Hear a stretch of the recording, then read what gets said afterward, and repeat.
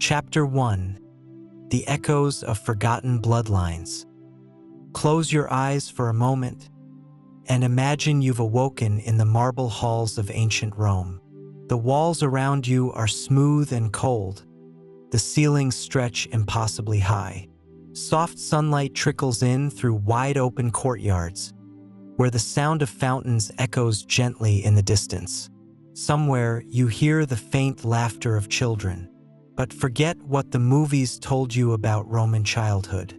No carefree games among marble statues. No gentle tutors with scrolls and smiles. The truth? Those children laughing in the distance? Half of them won't see their 20th birthday. Not just any children, these are the sons and daughters of emperors. The children of the Caesars, born into a world that tells them they are destined to rule. That the sun itself rises at their father's command. That they are heirs to gods. Picture yourself as one of them. You're 6 years old, racing between towering statues, your small sandals tapping against stone that's older than kingdoms. The fabric of your tunic is softer than anything most people will ever touch, but it can't protect you from what's coming. You don't yet know that your world will fall, because one day the statues will crack and crumble. The courtyards will be overgrown with vines. The marble will be stolen to build new homes, new churches, new cities. And the children, some will vanish. Some will be exiled. Some will be murdered. Some will live long, quiet lives. Their royal blood nothing more than a secret they carry in silence. When an empire collapses, what happens to its children? History remembers the Caesars, the warriors, the tyrants. But history so easily forgets their sons and daughters, their grandsons, their quiet, lonely descendants. Somewhere, in the ruins of a fallen empire, a child once destined for a throne now walks barefoot through the wilderness. His father's name has been scratched from the stones. His mother's portrait has been burned. His lineage has been erased. And yet, the child continues to walk. Tonight, we follow him. We'll trace the winding paths of Roman history, from the golden palaces of emperors to the cold, distant provinces where their children disappeared. Some lived, some perished, some simply faded from memory. But if you listen carefully, if you let the story guide you gently through the cracks of time, you might still hear their footsteps. If you find yourself drawn to these forgotten voices from history's shadows, consider subscribing to join others who seek the stories that textbooks leave untold. And in the comments, I'd love to know, which of these lost imperial children intrigues you most? Do you wonder about the ones who disappeared into monasteries, or those who became farmers in distant hills, carrying Caesar's blood in secret? Now settle deeper into comfort.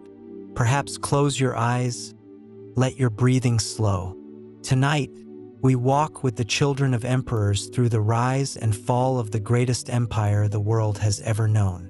Let's begin. Chapter 2: Before the Fall. The Caesars and their children before the empire crumbled, before the marble palaces collapsed into dust. The children of Rome lived like stars drifting through a velvet sky, watched by all, envied by many, but always impossibly distant. To understand what happened to these children, we must first return to the heart of their world, to a time when Rome still believed it would last forever. The Roman Empire was vast. It stretched across continents, from the green hills of Britannia to the golden deserts of Egypt. And at its center, like the glowing core of a great fire, stood the emperor. Some emperors were cruel, some were wise, some were both, but almost all of them shared one deep fear: who would come after them? You see, in Rome, power was dangerous. Being the son of an emperor was not always a blessing. Sometimes it was a curse. Let's meet a few of these imperial children. Their stories, whispered softly, will help us understand the fragile paths they walked. The heir who was never safe, Britannicus. In the golden age of the Julio-Claudian dynasty, there lived a boy named Britannicus. His name alone told the story of Rome's conquest. Britannicus, named after the victory in Britain.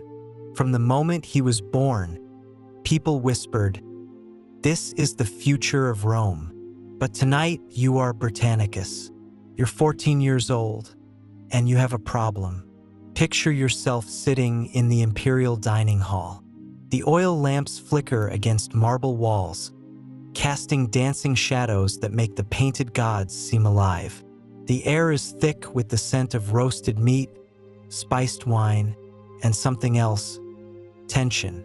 You're reclining on a couch, as Romans do, picking at delicate foods while senators and courtiers murmur around you. But your attention keeps drifting to your stepbrother, reclining just a few couches away. Nero, he's watching you. Those eyes, they follow your every movement. When you laugh at a joke, he notices. When you reach for food, he sees. And when the servants bring the evening wine, mixed with honey as you like it, his gaze sharpens. You've grown up with Nero, but lately something has changed. Ever since your father Claudius died, some whisper he was poisoned, Nero has been emperor. And you've become inconvenient, a reminder of a different line of power. The conversation flows around you, talk of gladiator games, distant wars, the price of grain. You reach for your cup. The wine is sweet, exactly as you prefer it. But tonight there's something else. Something bitter beneath the honey. Something that burns as it slides down your throat. You try to speak, but the words catch. Your hands begin to tremble. The laughter around the table seems to fade, as if heard from underwater. You want to call out, but your voice won't come. The boy named for Britain's conquest collapses. Your body shakes against the marble floor. Your breath comes in short, desperate gasps. And around the table, the guests continue their conversations, their eyes carefully turned away. Because in Rome, they have learned not to see what the emperor does not want them to see. Within moments, Britannicus is dead. Nero declares it a tragic accident. An epileptic fit, he says. These things happen to young men. And just like that, the heir to Rome vanishes. His death was erased from official records. Another child removed from the imperial line. This is what it meant to be the child of a Caesar. Every meal could be your last. Every family gathering, a potential funeral. The beloved and the hated, Julia Livilla and Julia Drusilla. Even daughters of emperors walked dangerous paths. Take Julia Livilla, the great-granddaughter of Augustus. Born into privilege, she lived among golden statues and velvet curtains. Her mornings were spent with tutors teaching her Greek poetry. Her afternoons, walking in gardens where exotic birds sang from silver cages. But family ties in Rome were never guarantees of safety. Her brother, Caligula, was emperor. Imagine being Julia Livilla for a moment.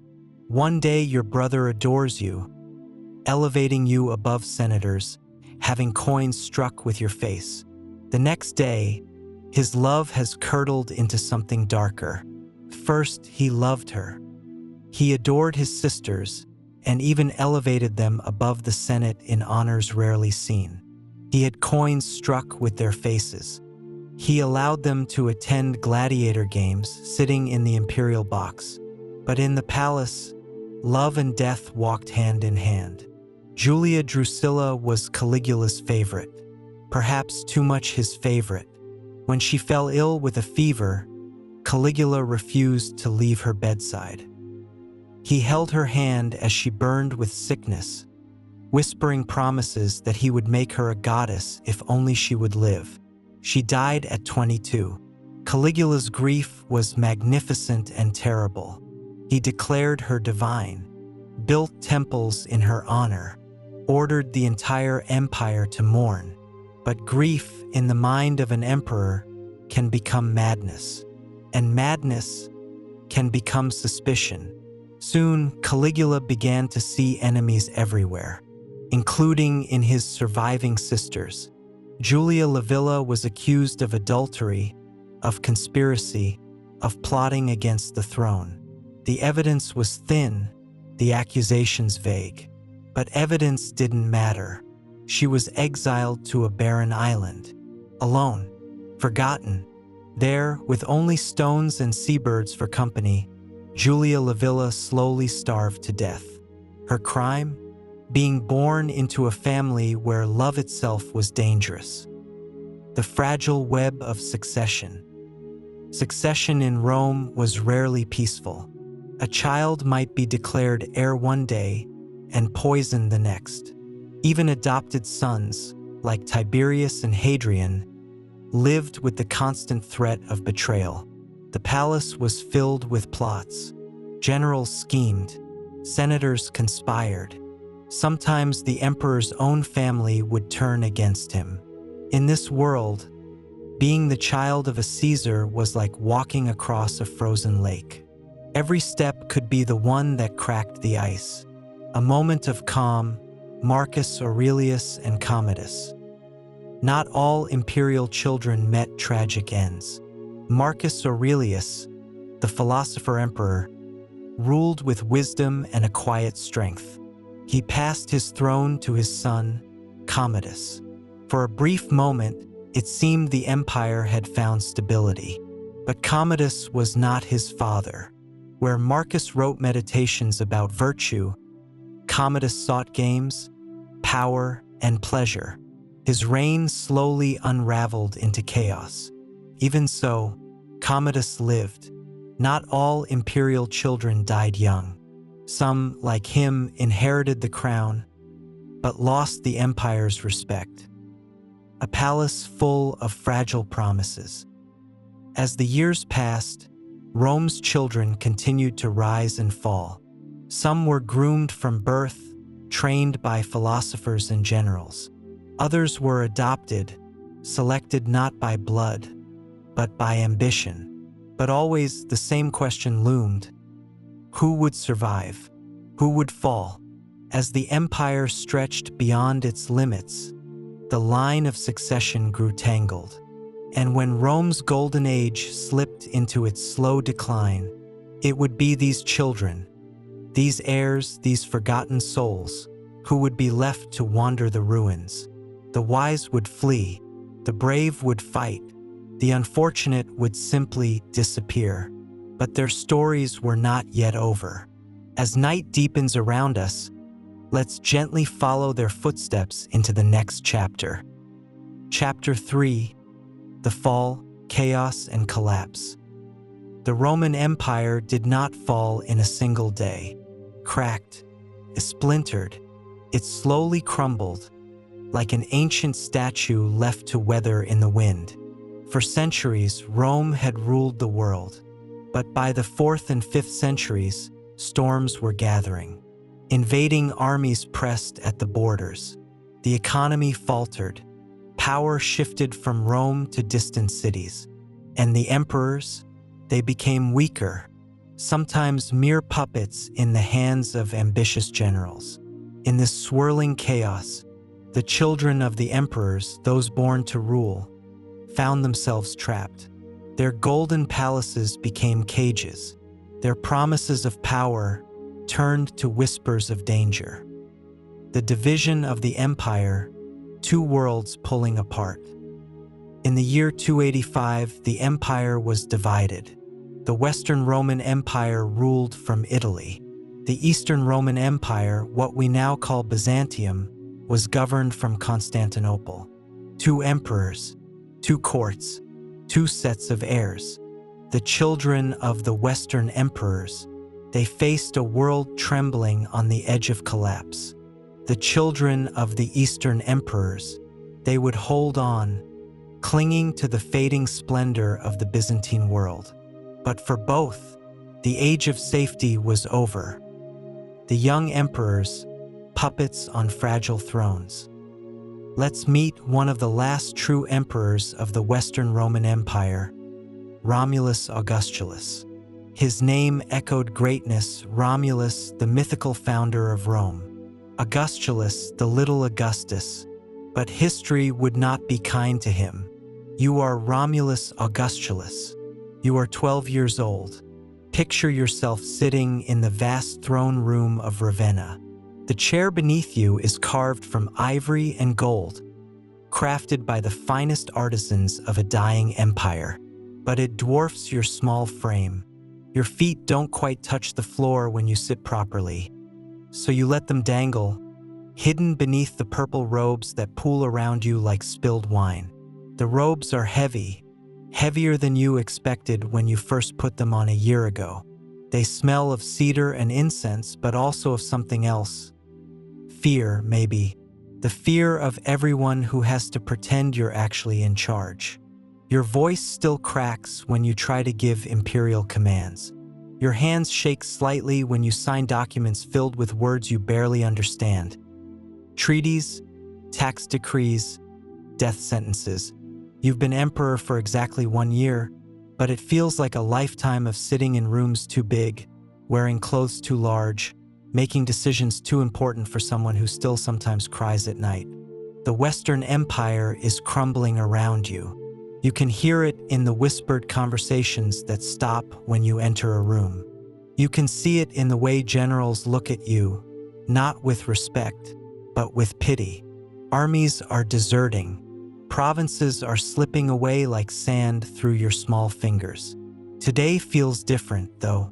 The servants keep glancing toward the doors. Your advisors pace nervously, and then you hear them, footsteps. Heavy boots on marble getting closer.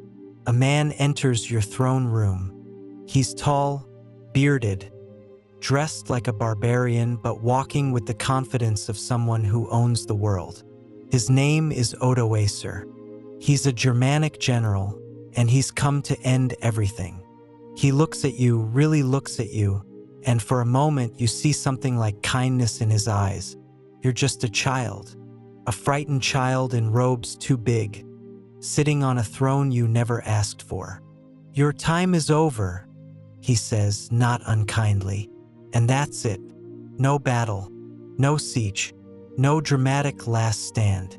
Just a conversation between a barbarian general and a 12-year-old boy who never wanted to be emperor anyway. You nod. What else can you do? You're relieved, if you're honest. The weight of those robes, the pressure of those decisions, the loneliness of that massive throne. It's over. Romulus Augustulus, the last emperor of the Western Roman Empire, quietly steps down from power. You're given a pension and a villa in the countryside near Naples. The empire you inherited dies not with violence, but with a child's whispered agreement. And then, history loses track of you. Perhaps you lived peacefully, tending gardens, reading books, slowly forgetting you had once worn a crown. Perhaps you died young, another anonymous grave in the Italian countryside. Or perhaps you lived a long life, raising children who never knew their father had once commanded legions. The last emperor of the West became the symbol of the end, a child whose reign was over almost before it began.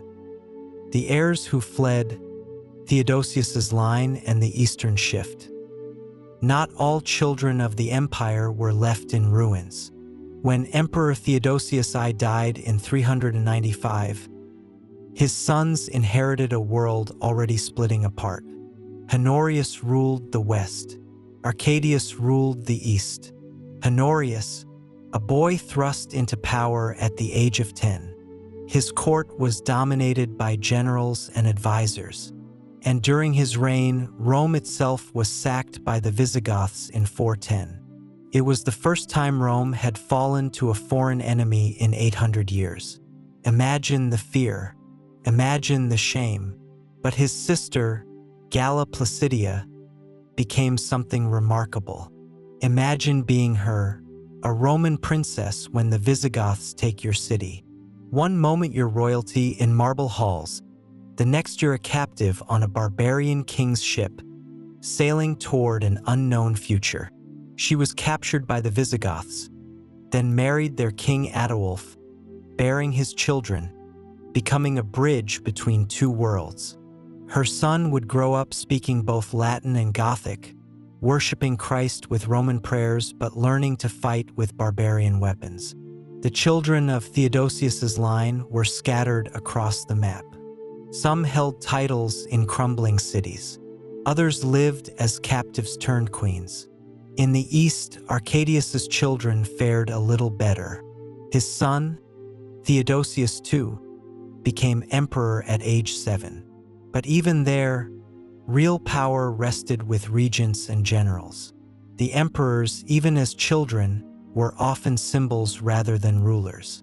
They were carried on golden chairs, guarded by men who whispered about rebellion.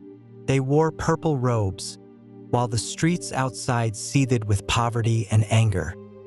The barbarian kings and the new order. As the Western Empire crumbled, new rulers rose.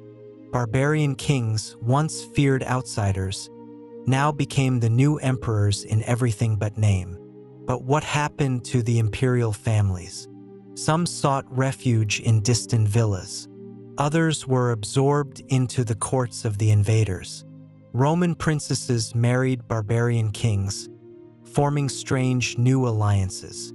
Children born from these unions would carry both Roman blood and the legacy of the tribes that had once besieged the empire. Still others disappeared entirely, lost in the tangled pages of history. In many cases, the records simply stop. No exile, no execution, just silence. It's as if they melted into the crowd. One day they were the child of an emperor. The next, just another face in the markets of a ruined city. The quiet lives of forgotten heirs. Imagine them now, the sons and daughters of the Caesars.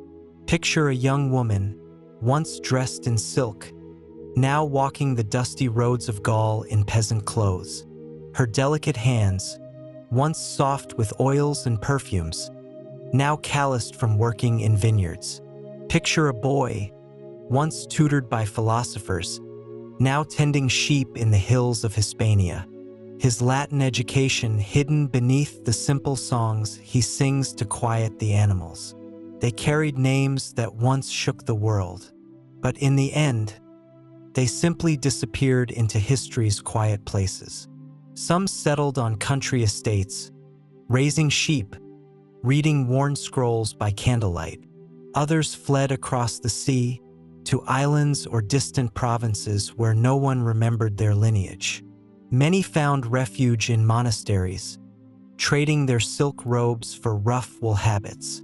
Brother Marcus, who might once have been called Caesar, Sister Lucilla, who once wore imperial purple and now tends the monastery garden. The fall of Rome was not just the fall of walls and armies.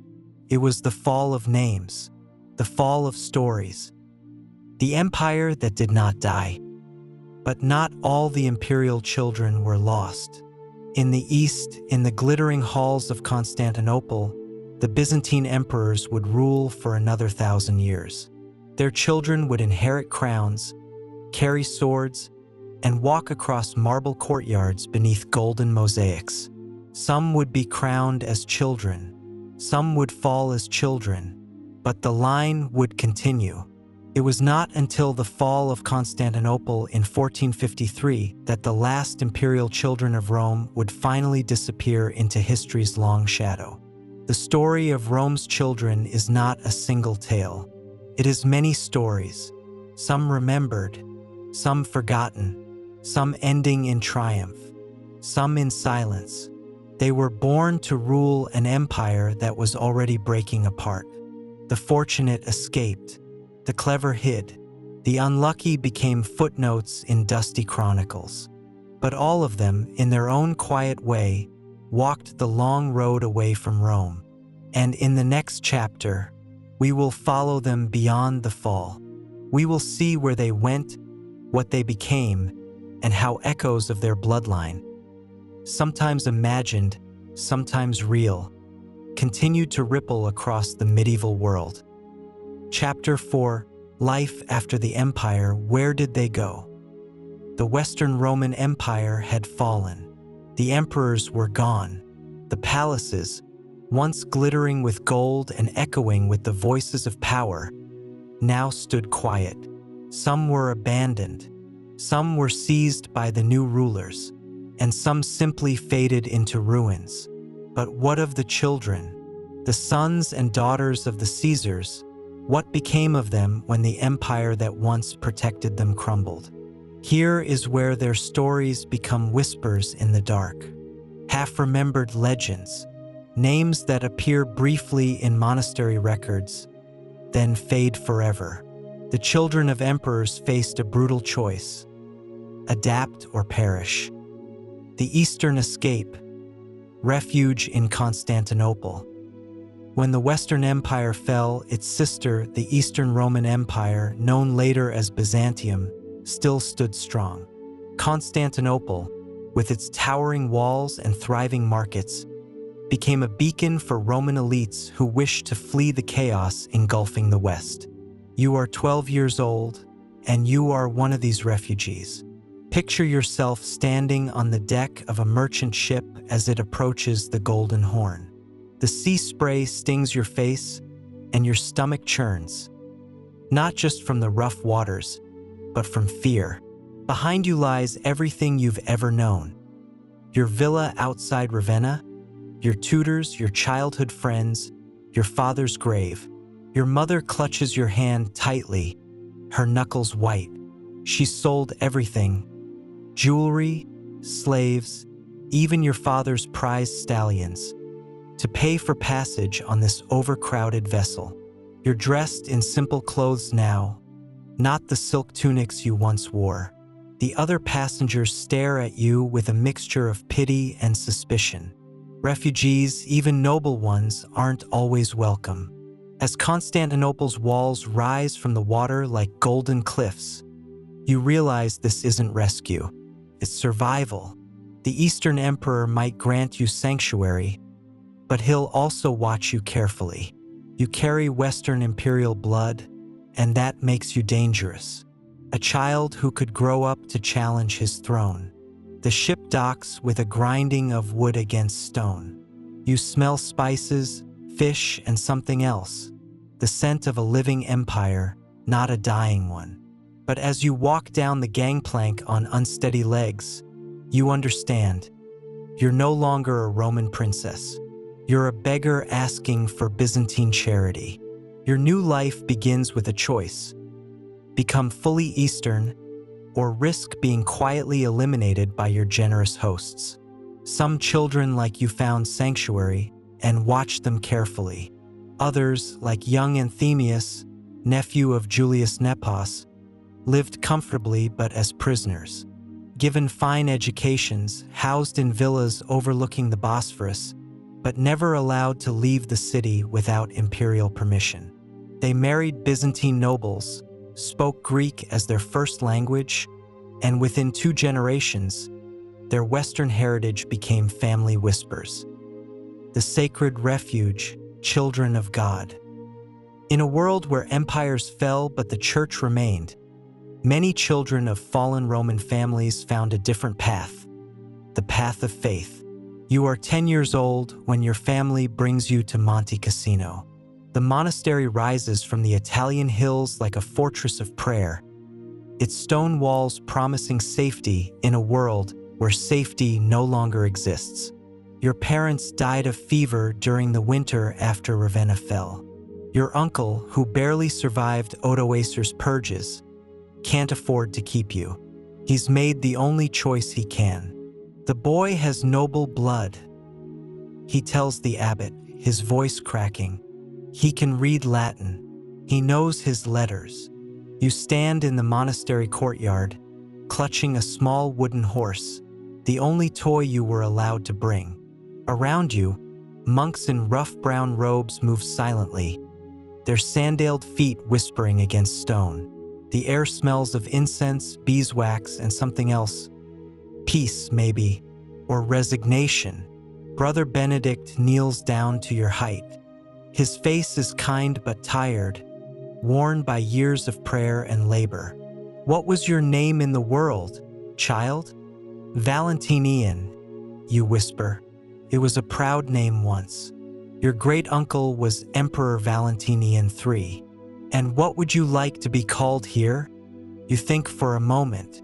In this place, imperial names are dangerous memories. Just brother Valentinian. He smiles. Then Brother Valentinian you shall be. Your uncle leaves without looking back. You watch him ride away until he's just a speck on the road, and then you turn toward your new life. No more silk clothes, no more elaborate meals, no more tutors talking about rhetoric and philosophy. Instead, rough habits, bread and watered wine, hours spent copying manuscripts by candlelight. Your noble heritage grants you quick advancement. You're teaching young novices to read within a few years. But it also marks you for quiet watching. Abbots know that children of emperors sometimes dream of reclaiming thrones. You spend 40 years in that monastery. Your beautiful handwriting preserves the works of Virgil and Ovid for future generations. When you die, peaceful and forgotten, your tombstone reads simply, Brother Valentinian, servant of God. Your family's legacy, once carved in marble palaces, is now reduced to elegant script on ancient parchments. The marriage game, political pawns in a shifting Europe. After the fall, new kingdoms rose from the ashes. The Visigoths in Spain, the Ostrogoths in Italy, the Franks in Gaul. The surviving children of Roman emperors, especially the daughters, became valuable pieces in this new chessboard. You are 17, and you are about to become a barbarian queen. Your name is Anisha Juliana. Your bloodline traces back to both Western and Eastern imperial lines. Valentinian III flows in your veins. That heritage, which once promised you a life of marble halls and learned discourse, now makes you a political prize. You stand in your chambers in Constantinople, being dressed for your wedding by Greek servants who whisper prayers for you in languages you don't understand. The gown is magnificent, purple silk with golden threads, pearls from the Persian Gulf sewn into intricate patterns. But it feels like a costume for a role you never auditioned for. Through your window, you can see the harbor where Theodoric's ships wait. Ostrogothic ships, barbarian ships. In a few hours, you'll sail with them to Ravenna, to a court where people speak Gothic and Latin with equal fluency, where Roman baths have been abandoned but Roman titles are still coveted. Your new husband is not a savage, your tutors have assured you. Theodoric calls himself King of the Goths and Romans. He respects Roman law, Roman culture. He even reads Virgil. But you've heard other whispers. Gothic warriors don't bathe as often as Romans. They eat with their hands. They sing drinking songs that would scandalize a Byzantine monastery. Your new home will be wooden fortresses, not marble palaces. Your Byzantine attendants help you pack Roman treasures. Your mother's jewelry, a first-edition copy of the Aeneid, household gods carved from ivory. These aren't just possessions, they're cultural artifacts, pieces of Rome that you'll carry into a Gothic court. As you board the ship, your stomach churns with more than seasickness. You're not just changing husbands, you're changing worlds. Your children will be half Roman, half Gothic, raised on stories of Caesar but trained to fight like Germanic warriors. In your marriage, two empires meet. The blood of the Caesars flows into Gothic veins, creating dynasties that will shape medieval Europe. You're not just a bride, you're a bridge between civilizations. But as the shore of Constantinople fades behind you, you wonder, are you carrying Rome forward or watching it disappear forever? The quiet disappearance into the countryside. Not every child of Rome found safety in the church or security in royal marriage. Many ran. Many simply vanished. You are 15, and you are learning what it means to be nobody. Your name was Marcus Aurelius the Younger, named for your imperial ancestor, a source of pride that became a death sentence when Alaric's Visigoths approached Rome. Your family's villa outside the city had been your paradise. Libraries filled with scrolls, gardens where peacocks wandered, slave tutors who taught you Greek poetry and philosophical debates. Now you walk north through the Apennine Mountains with your 13-year-old sister Julia and 3 loyal servants. Everything you own fits in the packs on your backs. The gold sewn into the hems of your peasant clothes represents centuries of accumulated wealth, now reduced to survival currency. Your soft hands, once stained only with ink from writing exercises, are now blistered from walking. Your feet, accustomed to soft sandals on marble floors, bleed through the rough leather boots that mark you as common travelers. When people ask your names, you call yourselves Marcus and Julia, simple names that could belong to anyone. You settle in a remote valley where the local dialect is thick and strange, where people have never seen a book and wouldn't know an emperor from a goat herder. You claim to be merchants from the south, fleeing barbarian raids. It's not entirely a lie. Your sister marries a local landowner within 2 years. She learns to make cheese, to preserve meat, to birth children in a wooden hut instead of a marble chamber. Her hands grow rough, her accent changes. Her children speak the mountain dialect as their first language. You become what your tutors would have called a barbarian. A farmer who works his own land, who sleeps on straw, who hasn't read a poem in 5 years. Your philosophical training helps you accept this transformation. But sometimes, at night, you remember the sound of fountains in marble courtyards and wonder if this exile is freedom or death. Your descendants, if they remember anything of your heritage, know only that their family came from the old families of Rome. The specific connection to emperors fades into legend within 3 generations. You die at 60, having lived longer as a mountain farmer than as a Roman aristocrat. Your gravestone, if you have one, bears no imperial titles, just a name that could belong to anyone. The last resistance, those who would not bow. A few did not accept the fall. Some noble families tried to preserve what was left of Roman power. You are 22 and you call yourself King of the Romans in the last fragment of Roman Gaul. Your name is Syagrius. Your father was a Roman general, your grandfather served the emperors. Now you hold court in Soissons, governing the final scrap of Roman authority in a world that has moved on without you. Picture yourself in your modest palace, if it can be called that. The walls are stone, not marble. The furniture is practical, not opulent. You wear a purple cloak that's been mended twice, and your crown is silver, not gold. But they are Roman symbols, and that matters. When you look out your window, you see a kingdom that remembers. Roman merchants still trade here using Roman coins. Latin remains the official language. Your courts follow Roman law, your soldiers march in Roman formations, your officials bear Roman titles. But you also see the truth. Barbarian kingdoms surround you like wolves around a dying campfire. The Franks to the north, the Visigoths to the south, the Burgundians to the east. They tolerate your existence for now, but they're growing stronger while you grow weaker. Your army numbers in the hundreds, not thousands. Your treasury contains silver, not gold. Your allies are few and distant. You're not really an emperor, you're a local strongman clinging to ancient titles. When Clovis, the young Frankish king, finally marches against you, the battle lasts only one day. Your Roman-trained soldiers break against Germanic fury.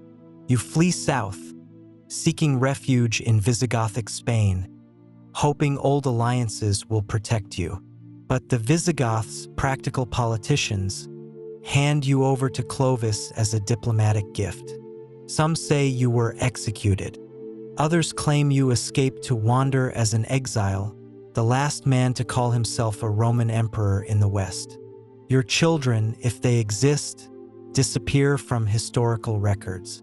Perhaps they became Frankish nobles. Perhaps they died with you. Perhaps they simply stopped calling themselves Roman and learned to survive in a post-Roman world. The survivor's legacy. Not as rulers, not as martyrs, but as people. They lived, they married, they raised children. They told stories of the Rome that was stories passed down not in official histories, but at dinner tables, beside hearth fires, and under star-filled skies. Some of their descendants may have forgotten their connection to emperors. Others may have carried the stories for generations, until they were lost in time. The fall of Rome was the fall of a world, but life went on. The children of Roman Caesars did not all vanish. Some became Byzantines, others became Goths. Many became farmers, a few became saints. Their blood flows quietly through the veins of Europe even now. Chapter 5: The broader ripple effects, how the fall shaped families across Europe. The fall of the Western Roman Empire was not just the end of an era. It was the beginning of countless new stories. Stories that did not always make it into history books. Stories that unfolded in quiet villages, in the halls of barbarian kings, in monasteries where Latin was still whispered, even as the world outside changed. When Rome fell, the children of emperors scattered, but their influence, their bloodlines, and the ripple effects of their displacement spread across Europe like waves after a stone sinks into a pond. The Roman legacy in barbarian courts. The so-called barbarian kingdoms that rose from the ashes of the empire, Visigoths, Ostrogoths, Franks, Vandals, Lombards, were not entirely barbarian. They wanted to inherit the prestige of Rome.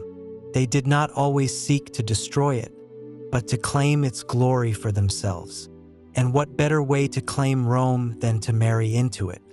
You are 8 years old and you are both Roman and Gothic. Picture yourself in the Great Hall of Theodoric's Palace in Ravenna, the same city where Roman emperors once held court, but everything is different now. The marble walls remain, but they're draped with Germanic tapestries showing wolves and eagles. The floors that once echoed with Latin speeches now ring with Gothic war songs and Roman poetry in equal measure. Your mother was Roman nobility, a descendant of the Theodosian line. Your father is a Gothic count who speaks Latin better than most senators once did. You exist between two worlds, and you're learning to navigate both. At breakfast, you eat Roman-style bread with olive oil while listening to your father's warriors tell stories of battles in the old Germanic tongue. Your tutor teaches you to read Virgil in the morning and Gothic runes in the afternoon. You pray in Latin but learn to fight with Gothic weapons. The other children in the court are like you, half Roman, half barbarian bridges between civilizations. Princess Amalasuntha, Theodoric's daughter, speaks perfect Latin and reads Ovid, but she also knows the old Germanic legends by heart. Her court will become a meeting place of two traditions. When you walk through Ravenna streets, Roman citizens bow to you not because you're Gothic, but because you carry Roman blood.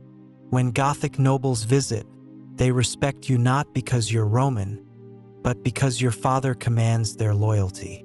You are the future of Europe, a child in whom Roman law and Gothic strength have merged, where ancient wisdom meets new power. Your children will become the noble houses of medieval Europe, carrying forward both traditions. Through your veins flows the blood of Caesar and barbarian king alike. You are living proof that Rome didn't simply die, it transformed. The daughters of Roman noble houses became political keys. A Roman wife could strengthen a barbarian king's claim to rule Roman lands. Through these marriages, Roman customs survived in unexpected places. Roman coinage continued in some kingdoms, bearing the faces of Gothic kings but maintaining Latin inscriptions. Roman laws, especially in Gaul and Italy, were adapted into new legal codes. Even some Gothic and Frankish kings used the Latin titles of Roman magistrates long after the emperors were gone. The children born from these unions, half Roman, half Gothic, were the seeds of medieval Europe. The hidden Roman bloodlines. If you trace the tangled family trees of European nobility, you may find echoes of the Caesars. Over generations, the blood of Roman emperors mixed with that of Gothic kings, Frankish lords, and Lombard dukes. You are a genealogist in modern-day France, and you've just made an extraordinary discovery. You're sitting in a dusty archive in Tours, surrounded by medieval manuscripts that smell of centuries and secrets. Your laptop glows beside piles of handwritten family trees as you trace the maternal line of a French noble family back through the centuries. Marguerite de Carcassonne, married to a Frankish count in 847. Her mother, Galla, daughter of a Visigothic princess. Her grandmother, Theodora, descendant of Romano-Gothic nobility. And then, in faded Latin script that makes your heart race, Theodora, Filia Amalasunthe, Neptus Theodorusi Regis, ex stirpe Romanorum Imperatorum. Theodora, daughter of Amalasuntha, granddaughter of King Theodoric, from the line of Roman emperors. You lean back in your chair, barely breathing. You've just traced an unbroken line from Galla Placidia, daughter of Emperor Theodosius I, through Gothic queens and Frankish nobility, down to a modern French family who has no idea they carry the genetic echo of Roman Caesars.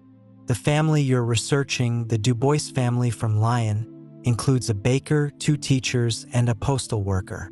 They know their family has been in France forever, but they have no idea that their great-great-grandmother's bloodline flows back through medieval queens to imperial Rome. You calculate the genetics. After 50 generations, the DNA is diluted to almost nothing.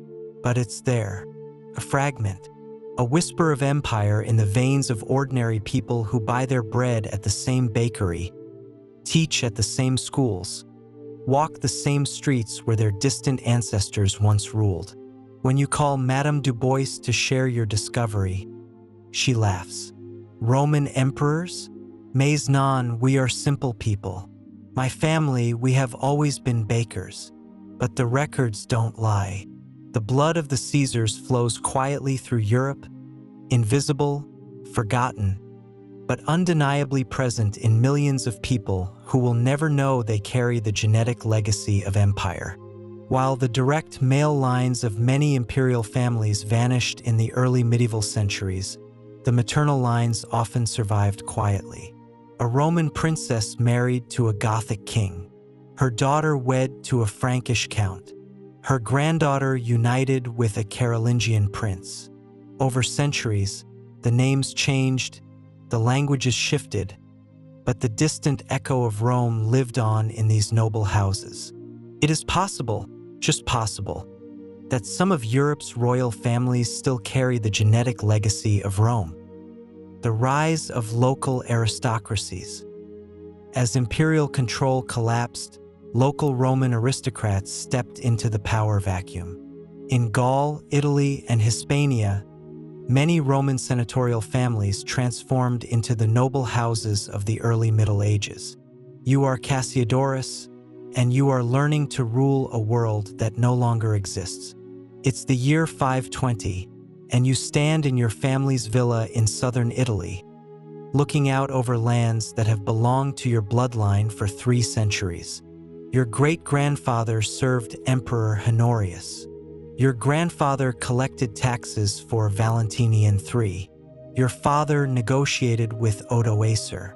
Now you serve Theodoric the Great, the Gothic king who rules from Ravenna.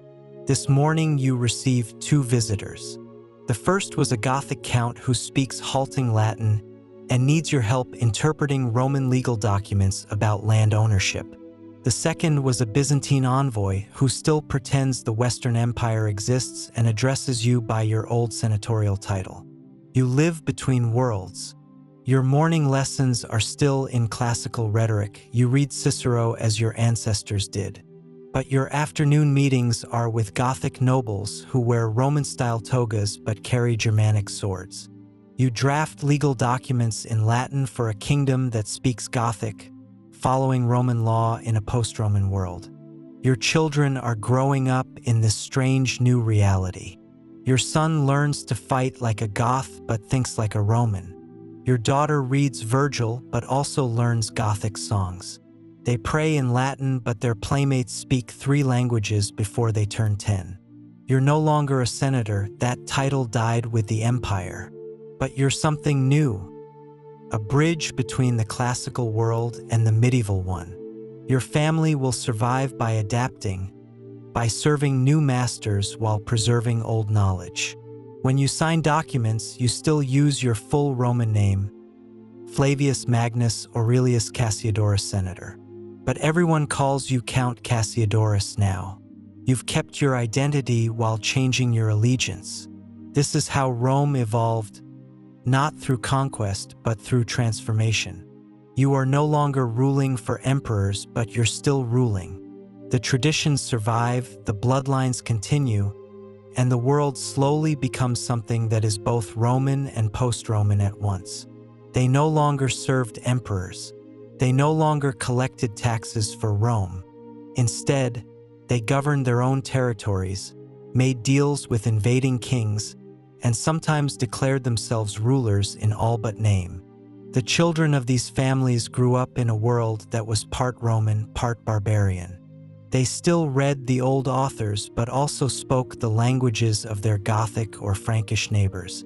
They prayed in Latin but dined with barbarian warlords.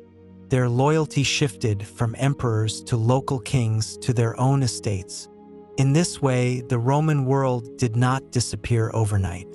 It faded slowly, blending into what would become medieval Europe. The role of the church, guardians of memory. The Christian church became the strongest thread connecting the old Roman world to the new medieval one. And the church remembered. You are Gregory, and you are the last man in Rome who remembers what it was like when emperors still ruled the West. It's the year 590, and you've just been elected pope. Your full name is Gregory the Great, though history will have to decide if you deserve that title. What you know for certain is that you're a descendant of Pope Felix III, and through your mother's line, you carry the blood of Roman senatorial families who once dined with Caesars. You stand in the Lateran Palace, where emperors once held audiences, now converted into the papal residence. Through your window, you can see the Forum, not the gleaming marble of ancient days, but crumbling ruins where goats graze among fallen columns. Rome has perhaps 50,000 inhabitants now, down from over 1 million in the empire's heyday. Your childhood was spent in a Rome where aqueducts still functioned, where some families still spoke of when the emperors return. Now you're the de facto ruler of a city that barbarian kings ignore and Byzantine emperors claim but cannot defend.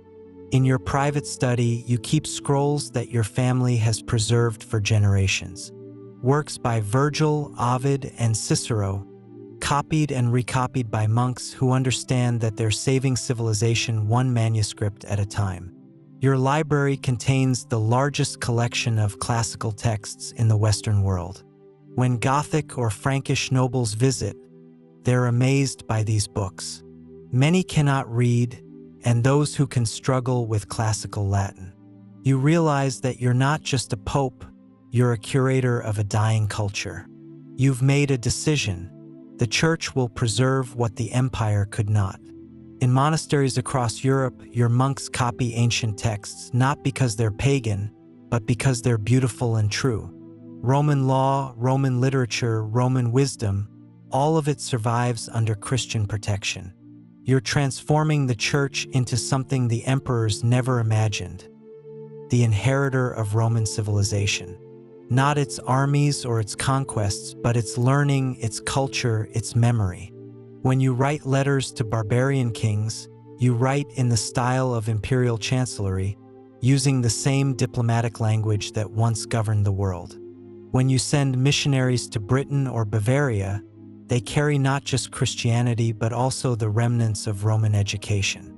You are consciously creating a new empire, not of legions, but of faith and knowledge.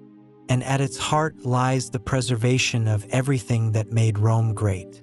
Many descendants of Roman emperors found refuge within the church, rising to become bishops, abbots, and scholars.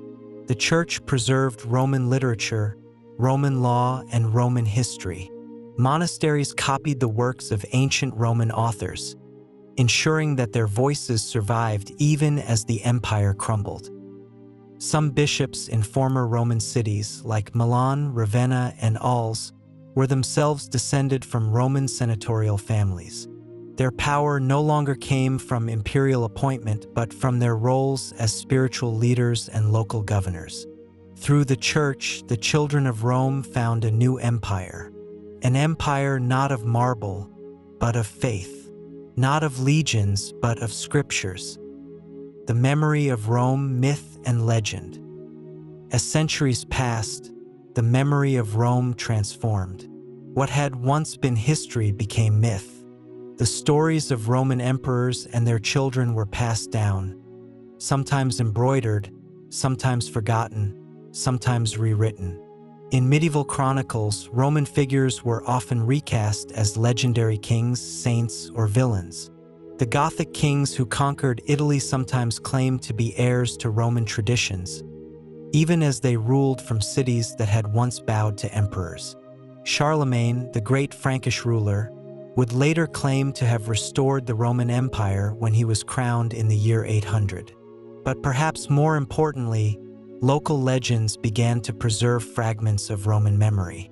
In the hills of Italy, peasant families told stories of ancestors who had once served in the imperial palace. In the valleys of Gaul, old women sang lullabies that contained echoes of Latin verse. In Spain, Visigothic nobles claimed descent from Roman senators, whether true or not. The idea of Rome never truly died.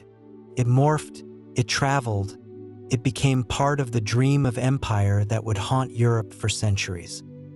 The genetic inheritance. Modern genetic studies suggest something remarkable, that the descendants of ancient Romans are still among us. While we cannot trace specific family lines back to the emperors, the mathematical reality of genetic inheritance suggests that many millions of Europeans likely carry at least some genetic material from Roman imperial families. Over the course of 30 generations, bloodlines scatter and blend. The child of an emperor becomes the ancestor of merchants, farmers, teachers, and soldiers. This doesn't make any of us emperors, but it reminds us that the past is not as distant as we might think. Perhaps in Sicily, where Roman culture persisted longest, some families still carry stories passed down from imperial ancestors.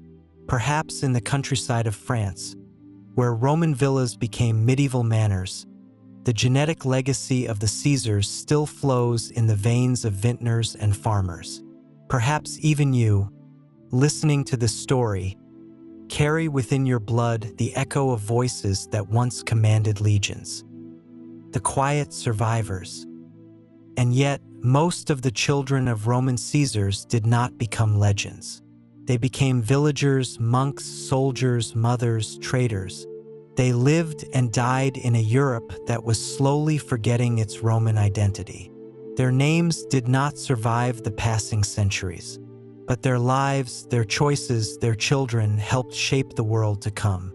It is easy to imagine a young boy in Gaul, tilling a field, unaware that his great-grandfather once wore a purple toga in Ravenna. Or a young woman in Hispania, teaching her children to pray in Latin, not knowing that her distant ancestor once sat in the halls of Roman power. The grand palaces were gone. The golden statues melted, but life continued.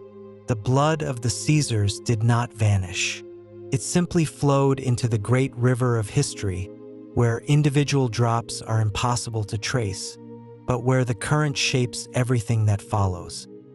Chapter 6: The Last Known Descendants: Stories of Survival or Disappearance. The fall of the Western Roman Empire was not the end of every imperial family. But in most cases, the traces become faint, the records fragmentary, the names barely legible on crumbling parchments. It is here, in these half-forgotten corners of history, where the final threads of the Roman Caesars quietly fade or, in rare cases, survive. Let's follow some of those threads as far as they will take us. The House of Theodosius, fading into the mist. The Theodosian dynasty produced some of Rome's most significant late emperors. Theodosius I, the man who made Christianity the empire's official religion. His sons, Arcadius and Honorius, ruled the Eastern and Western empires. For generations, the family wielded enormous power. But after the 5th century, the trail of their descendants grows cold. There are brief mentions of noble families in Constantinople claiming descent from Theodosius.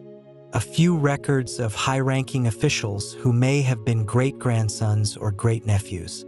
Picture Theodosius the Younger, great-nephew of the emperor, serving as a minor administrator in Constantinople around 520 AD. He managed imperial warehouses, supervised grain shipments, lived quietly in a modest house overlooking the Golden Horn. His children spoke Greek as their first language. They attended the new University of Constantinople, studying theology and rhetoric. By their generation, the family's imperial heritage had become little more than a name on official documents. But there is no celebrated last heir, no noble house that carried the name across centuries. The dynasty seems to dissolve into the Byzantine elite, their bloodlines absorbed, their legacy merged with the imperial courts of the East. If any Theodosian blood survived, it likely flowed quietly through noble families of the Eastern Roman Empire, their connections forgotten even by themselves. The Valentinian line, the vanishing daughters. The Valentinian dynasty, whose rulers once controlled both halves of the empire, met a similar fate. Valentinian III, the last Western emperor of his house, had 2 daughters. One was Eudoxia, whose story we briefly followed earlier. She was taken to Carthage by the Vandals, then married into the Visigothic royal family, before returning to Constantinople. Her descendants, if they existed, would have blended into the noble courts of Byzantium and the Visigothic kingdom in Hispania. But records beyond this point become scarce. Picture Eudoxia's daughter, born in Toledo around 470 AD. Half Roman, half Gothic, she grows up speaking both languages. She marries a Visigothic count, bears 3 children. Her son becomes a minor noble in the court of King Alaric II. Her daughters marry into other Visigothic families. By the 3rd generation, their Roman imperial heritage has become family lore rather than living memory. Did her children remember their Roman heritage? Did they speak Latin or Gothic at home? Were they proud of their connection to the Caesars? Or did they hide their lineage in a world where Roman emperors no longer commanded fear or reverence? History does not tell us. The Valentinian line seems to vanish into the tides of migration, war, and political change. The Julii and Claudii, long forgotten. When most people think of Roman emperors, they think of the Julio-Claudian dynasty. Augustus, Tiberius, Caligula, Claudius, Nero.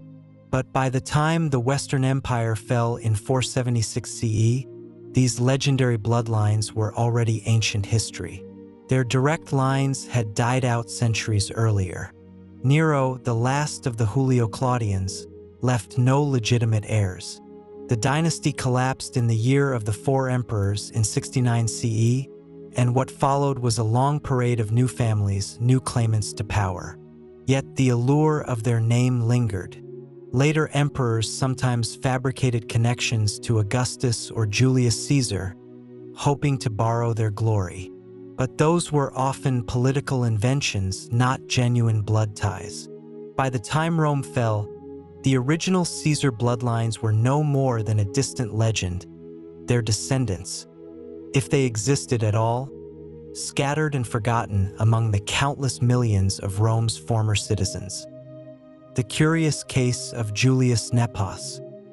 There is one emperor whose story lingers longer than most. His name was Julius Nepos.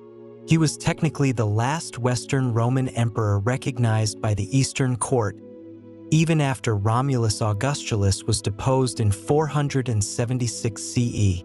You are Julius Nepos, and you are making your final stand. Picture yourself in your fortress at Salona, overlooking the Adriatic Sea. The year is 479, 3 years after the boy emperor was deposed in Ravenna. By day, you govern your small territory like a Roman prefect, collecting taxes, dispensing justice, maintaining the fiction that the Western Empire still exists. By evening, you stand on your fortress walls, reading dispatches from Constantinople.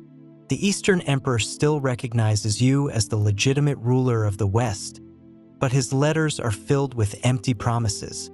No troops are coming, no gold, no restoration. You rule over Dalmatia, a rocky coastline, some islands, a few loyal cities. It's all that remains of an empire that once stretched from Scotland to Egypt. Your court consists of a dozen officials. Your army numbers perhaps 1,000 men. The local population respects you. You speak their language, understand their customs. Your coins still bear Roman symbols, but they're minted from silver, not gold. Your laws are Roman, but your power is personal, based on loyalty rather than imperial authority. You know this can't last. Odoacer controls Italy, the Franks dominate Gaul, the Visigoths rule Spain. You're an anachronism, a living relic of a dead world. But you can't stop believing that somehow, Rome will return. Tonight, you hear footsteps in the corridor outside your chambers. Your guards are loyal, but loyalty has limits when faced with enough gold. You've made enemies, displaced nobles, ambitious generals, anyone who sees your death as the final closing of Rome's book. Tomorrow, they will find your body. Some will say it was your own soldiers, finally tired of your impossible dream. Others will whisper of assassins sent by your enemies. Julius Nepos died in 480 CE, but his family may have survived in the region. Dalmatian Roman aristocracy persisted long after the empire's fall. There are local traditions suggesting that some noble families in the Adriatic trace their ancestry to Nepos's household. But these are whispers, not certainties. No family today can definitively claim descent from Julius Nepos. His story is like so many others. A name in a chronicle, a life ending in exile, a lineage that fades into the shadows of history. The fall of Ravenna's court. When Romulus Augustulus was deposed, his father, Orestes, was killed, and Romulus himself was exiled. What became of Romulus? Surprisingly, his life was spared. Unlike many deposed rulers, Romulus Augustulus did not die a violent death. He was sent to live in a villa in Campania, near Naples, supported by a pension from Odoacer, the Germanic king who replaced him. Picture the last Western Roman emperor in his final years. A young man of perhaps 25, living quietly in the countryside. His villa is comfortable but modest. He tends olive groves, reads philosophy, occasionally receives visitors from his former life. He never marries. Perhaps the stigma of his deposition makes him unsuitable for any noble family. Perhaps he chooses solitude. There are no records of Romulus having children or playing any further role in politics.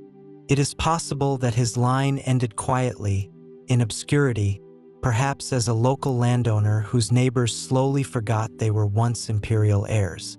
But some speculate, though without solid proof, that his family may have continued in the Italian countryside, no longer rulers, but simple aristocrats living under Gothic and later Lombard kings. If true, his descendants would have faded into the vast fabric of medieval Italy. Disappearance by choice. Some imperial families disappeared not because they were wiped out, but because they chose to vanish.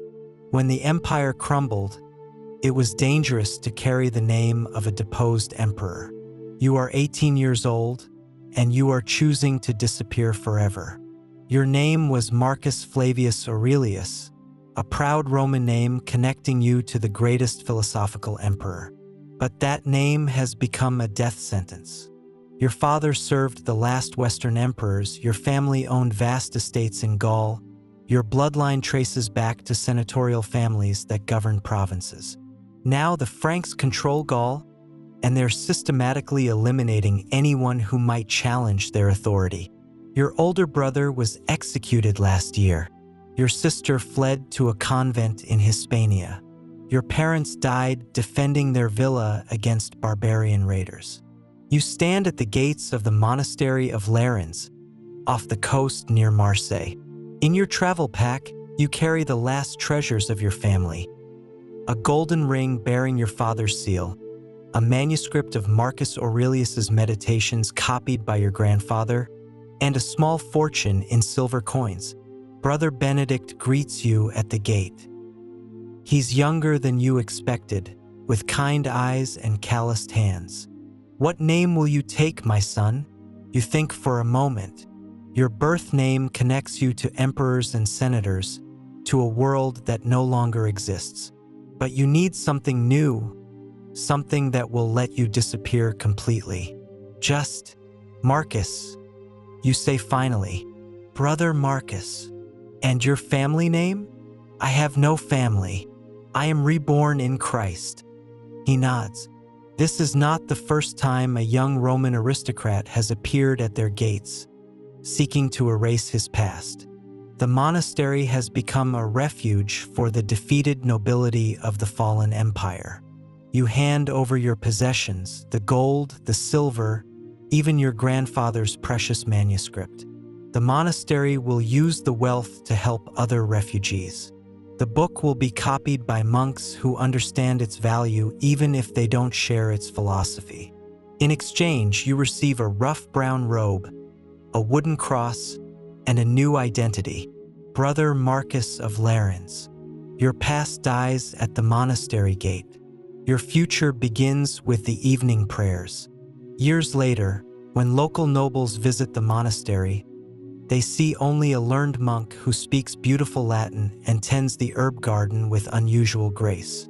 They have no idea that Brother Marcus once owned half of Provence, that his ancestors dined with Caesars, that his blood carries the genetic memory of empire. You die at 60, having spent more years as a monk than as a Roman aristocrat. Your grave marker bears only your religious name and the date of your death. No one alive remembers that the last of a great family lies buried beneath the simple stone. In some cases, families likely change their names, shed their titles, move to rural estates far from political centers. For others, the church became a refuge. By becoming monks, bishops, or priests, descendants of fallen emperors could protect themselves from political reprisals. Within monasteries, they found safety and purpose, preserving Roman traditions, copying manuscripts, and in some cases, governing local communities. These children of emperors may have abandoned their thrones, but they carried Rome in their memories. The echoes in modern bloodlines. Today, no European monarch or noble house can trace an unbroken, documented line back to the emperors of Rome. But that does not mean the blood vanished. Genetically, the descendants of Roman emperors may still walk among us. Unknown, unrecognized, their lineage diluted by centuries of marriages, migrations, and forgotten names. Perhaps the shopkeeper in Ravenna, whose family has lived in the same neighborhood for 50 generations. Perhaps the schoolteacher in southern France, whose surname echoes a Latin root that once belonged to Roman nobility. Perhaps the farmer in the hills of Croatia, whose grandfather told stories of ancestors who served the last emperors. Perhaps some of us, listening to this story in the quiet darkness. After all, in a world of millions, the chance that some fragments of imperial blood still flow in modern veins is not only possible, it is almost certain. But the empire is gone. The statues have crumbled. The titles have faded. What remains is the story. Chapter 7. The enduring legacy, myth, memory, and bloodlines in modern Europe. When the last Roman emperors fell, their palaces were plundered, their armies dissolved, their borders abandoned. But something curious happened. The idea of Rome did not die. It lived on, not just in crumbling marble and ancient roads, but in the imaginations of the people who came after, and perhaps in the quiet continuation of their bloodlines. Let's take a slow journey now through the centuries that followed, and see how the memory of Rome's Caesars lingered, sometimes in truth, sometimes in myth, shaping Europe's royal families, its politics, and its sense of destiny. The dream of Rome, the Holy Roman Empire. Centuries after the Western Empire's collapse, a new ruler would rise who claimed to resurrect the Roman world. His name was Charlemagne. You were standing in St. Peter's Basilica on Christmas morning, 800 CE, and you are about to witness something extraordinary.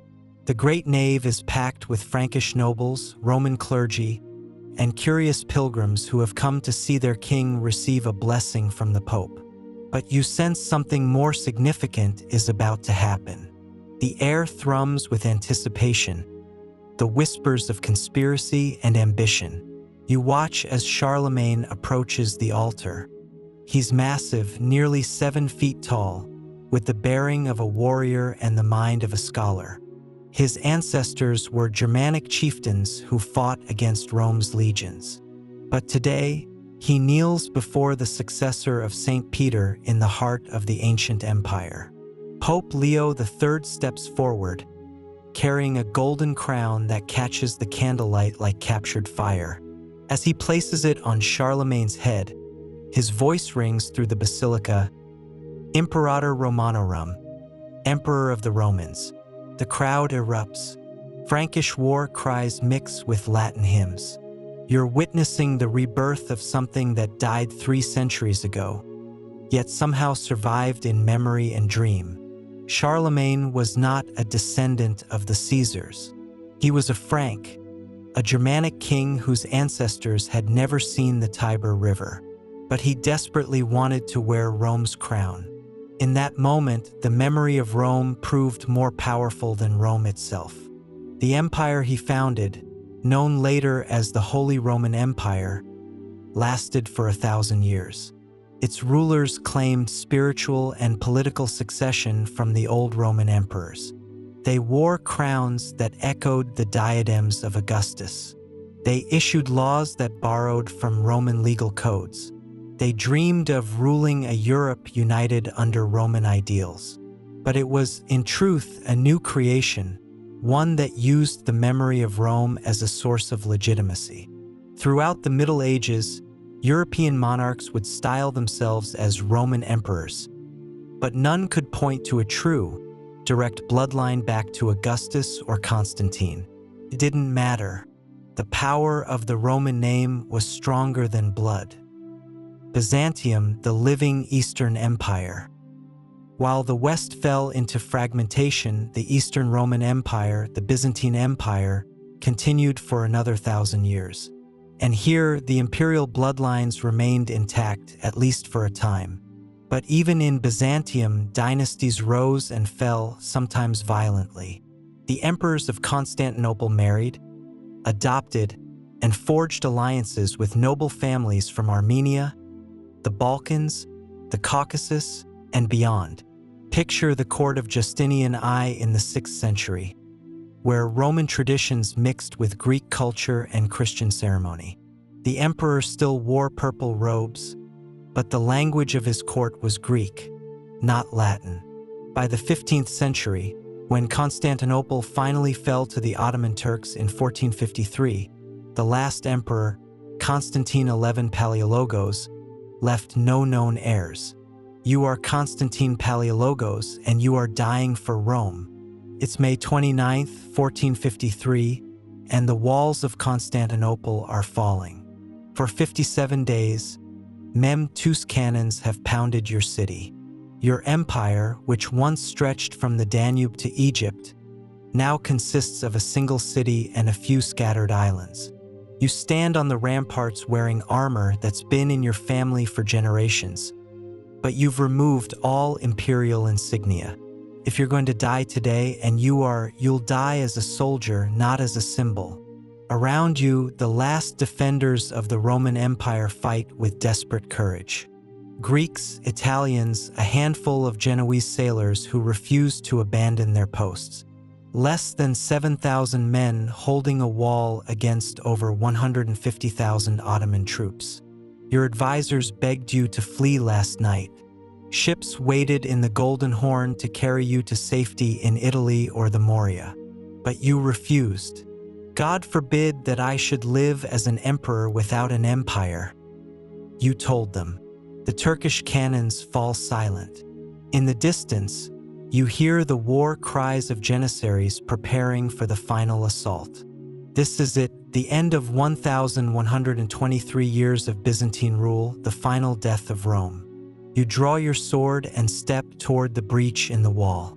No one will ever find your body among the thousands of dead.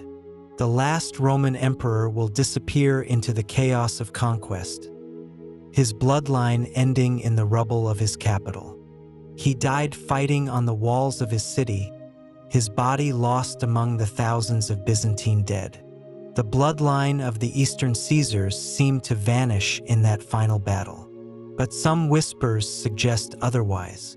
The Palaiologos family may have escaped to Italy and Greece, living on as merchants and minor nobility.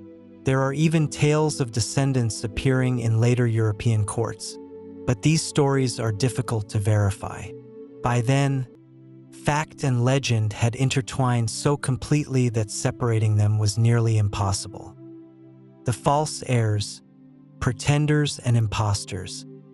The allure of Rome was so powerful that even centuries after its fall, people still claimed to be its heirs. Throughout medieval and Renaissance Europe, pretenders appeared, men who insisted they were the long-lost descendants of Roman emperors. Some were adventurers, others were frauds. A few may have genuinely believed their claims.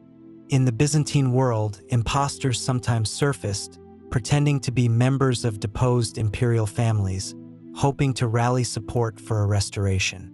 Picture the curious case of Constantine Palaiologos, who appeared in Venice in 1578, claiming to be the rightful heir to the Byzantine throne.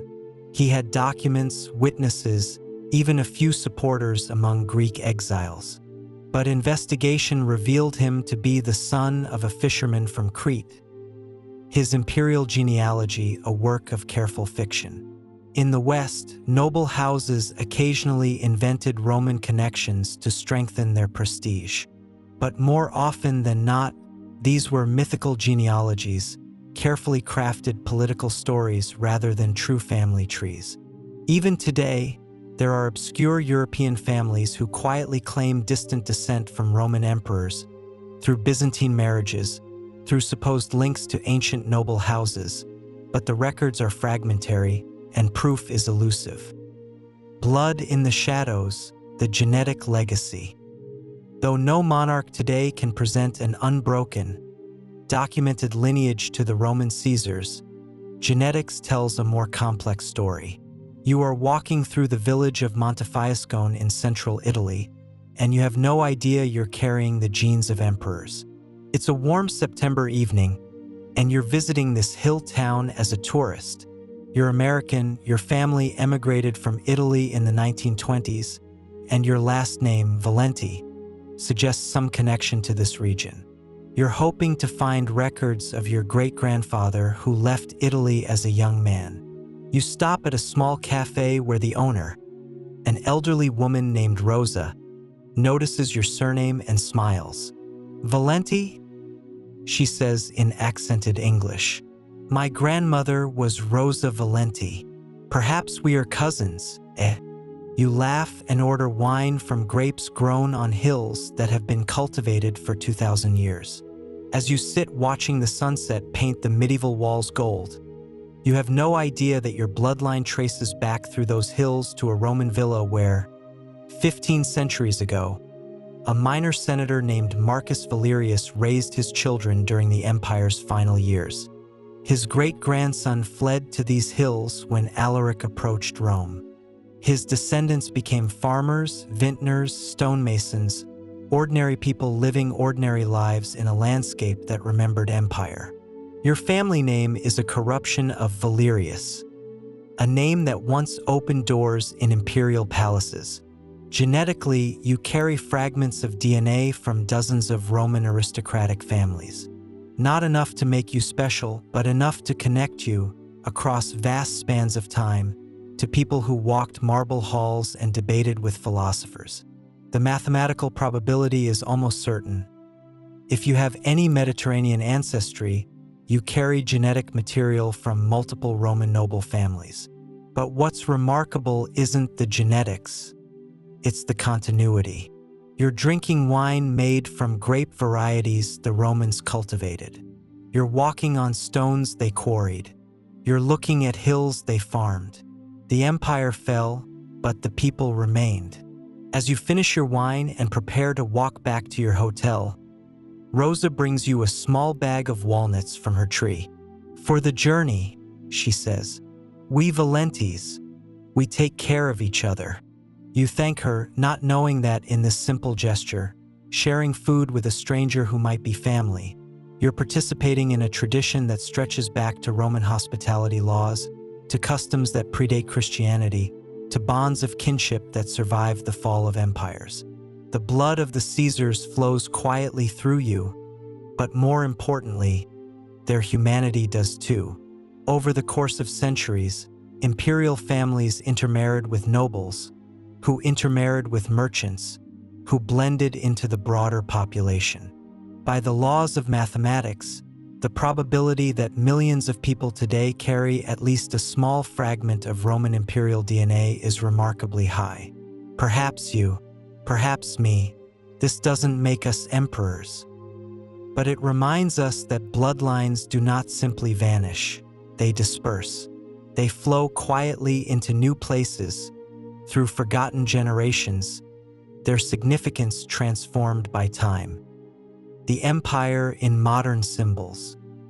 Even as the bloodlines dissolved, the image of the Roman Empire remained.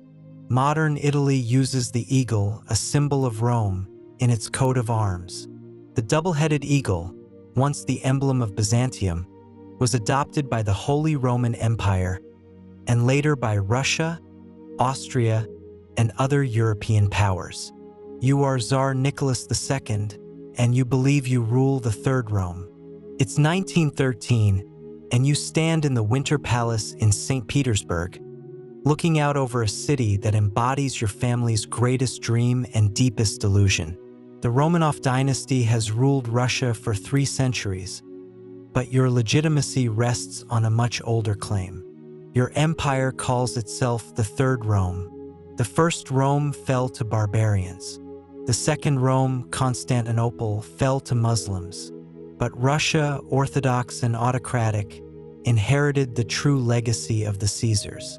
Or so the myth goes, Above your head, the double-headed eagle of Byzantium spreads its wings across the imperial standard. Your crown bears the same symbols that once adorned the diadems of Constantine and Justinian. When you sign decrees, you use the title Caesar in its Russian form, Tsar. You've never been to Rome, barely understand Latin, and your ancestors were Slavic princes who lived in wooden fortresses when the Caesars ruled marble palaces. But you genuinely believe you're the heir to Augustus and Constantine, that Moscow is the rightful capital of a Roman Empire that never truly died. The irony is bitter. Within 4 years, your empire will collapse, your family will be murdered, and the Third Rome will become the Soviet Union. But tonight, you dream of eternity and imagine yourself as the latest in an unbroken line stretching back 2,000 years. Picture the throne room of the Kremlin, where Russian tsars sat beneath Byzantine eagles, claiming to be the Third Rome after the fall of Constantinople. Rome's architecture was imitated in palaces, churches, and government buildings across Europe. The United States Capitol building in Washington, D.C., deliberately echoes Roman temples. The Latin language lingered in law, medicine, religion. Roman law became the backbone of European legal systems. The Senate, the Republic, the ideals of citizenship, these concepts outlived the emperors who first wielded them. Even the name Caesar echoed through history. It became Kaiser in Germany, Tsar in Russia. The children of the Caesars may have vanished, but their titles, their symbols, their dreams, their stories lived on. Quiet descendants, the untraceable legacy. It's possible that in some quiet village, in the distant hills of Italy or Greece, a family name survives, faintly connected to Rome's last emperors. Perhaps in Sicily, where Byzantine culture persisted into the medieval period, some families carry stories passed down from imperial ancestors. Perhaps in the mountains of Albania or Montenegro, where Roman refugees once fled, genetic traces of ancient bloodlines survive. Picture an elderly woman in a village near Ravenna, teaching her granddaughter an old lullaby that contains fragments of Latin verse. Neither knows that the song was once sung in the nursery of the imperial palace. Perhaps they tend olive trees, teach their children about saints and stories, with no idea that long ago, their ancestors walked the halls of palaces. Perhaps the bloodlines have scattered so completely that the very concept of imperial descent is now meaningless, absorbed into the veins of the modern world. But that's the story of Rome itself. Not a clean ending, not a single fall, just a gradual dissolving, first of power, then of memory, then of name. And yet, here we are, still speaking of them. The real legacy. What remains of the children of Roman Caesars? Not a crown, not a throne, not even a name we can confidently point to, but something else. The story, the dream, the lingering fascination, the idea that an empire can collapse, but its influence can echo across millennia, that people can vanish, but their memory can shape the world long after they're gone, that we can walk through ancient ruins and, in some strange way, feel a connection to those who ruled, to those who fell, to those who fled into the fog of history. Perhaps that's what the children of Rome truly left us. Not their names, but their questions. What does it mean to inherit an empire? What does it mean to lose one? What does it mean to survive? Final chapter, the quiet echoes of Rome. So here we are, after a long journey through centuries of war, exile, quiet lives, and forgotten names. The Roman Empire, the greatest the ancient world had ever seen, has fallen. Its palaces are empty. The streets are silent. Its banners are gone. The Caesars, once the most powerful men on earth, have disappeared into the mists of time. Their children walked many paths, Some fled across the sea to find refuge in Constantinople's glittering courts. Some were raised as strangers in the courts of barbarian kings, learning new languages, new customs. Some found brief refuge in crumbling villas, clinging to the shadows of former glory. Some chose the quiet path of faith, trading silk robes for rough wool habits. Some, perhaps, simply became ordinary people. Their titles were lost. Their gold was stolen or spent. Their legacies twisted, forgotten, or erased by time and war. And yet they linger, not in power, not in palaces, but in stories, in the fragments of memory that survive in monasteries and family legends, in the genetic traces that flow invisible through the bloodlines of modern Europe, in the words we speak, for many of our languages still carry Latin roots, in the laws that govern us, for Roman legal principles still shape our justice systems, in the buildings around us, for Roman architectural ideas still inspire our cities. Perhaps the children of Rome never truly vanish.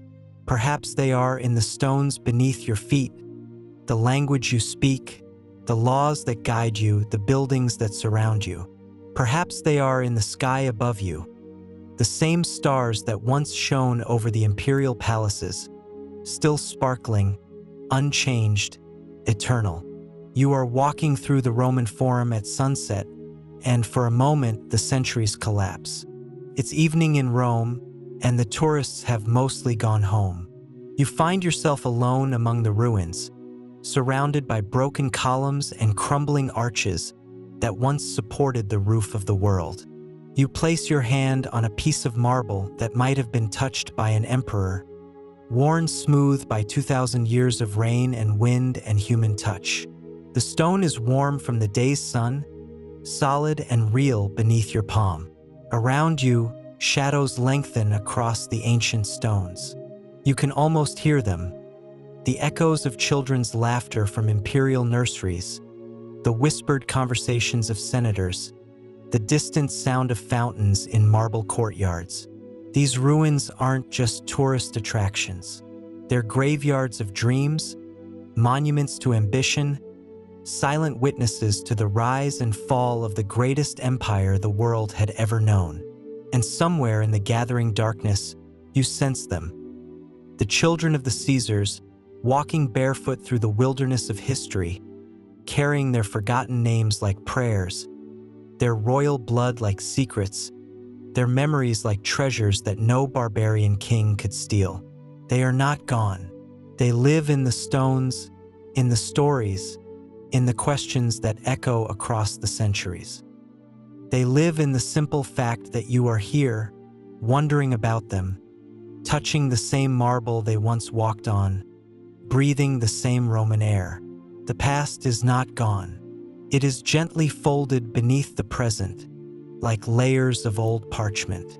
When you walk through a modern city, when you speak certain words, when you hear the stories of emperors and legacies in distant wars, you are touching a quiet ripple from a world that came before. A world that believed it would last forever. A world that eventually surrendered to time. And now, as your body sinks deeper into rest, you can let these stories settle. Let the names drift away like autumn leaves. Let the palaces fade into the soft darkness. Let the footsteps of the children of Rome dissolve into the gentle earth. There's nothing more you need to remember, just the gentle rhythm of breath, the slow passing of time, the distant, eternal hush of history. Sleep now. The empire is quiet. The stars are watching, and the story is complete.